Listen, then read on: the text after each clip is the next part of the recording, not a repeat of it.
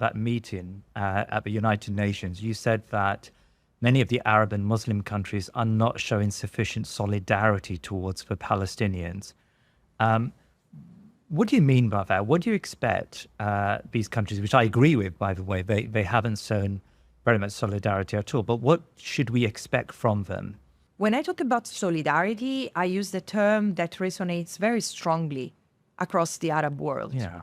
Because there has always been, since the beginning since even before the Nakba, there has been solidarity with the Palestinian brothers and sisters. But as I wrote in my book a few years ago about Palestinian refugees and international law, and I've looked at how Arab countries, among others, have interacted with the question of Palestine through the prism of Palestinian refugees, of the Palestinians displaced around the world, and those who are still in the region or who have been kicked out of the region. I call it an unsettling solidarity. This is the relationship that Arab countries have traditionally, Arab states, yes, Arab authorities, because I think that this is the difference between the people and the rulers is of the extreme. And Arab rulers have often been ambiguous or not very supportive of the Palestinian struggle, of the question of Palestine.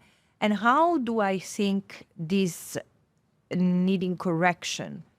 Arab states should be the first in complying with international law when it comes to Palestine. So there are Arab countries who are members of, who are parties to the Rome Statute. Why they do not lodge a file, they don't make submissions to the ICC on Palestine?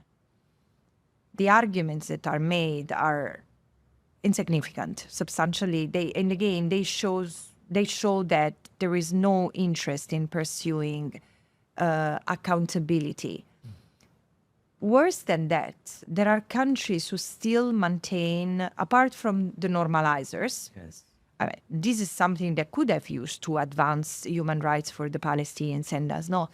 But there are countries who maintain economic ties, diplomatic ties, but especially military and financial ties with Israel, which are incredibly detrimental to the Palestinians and also to their own societies. The two things go hand in hand, because it's not just about what Israel produces in terms of military service, surveillance services that are experimented on the body, individual and collective body of the Palestinian, but it's also what Israel sells to these countries that then become tools to repress local constituencies.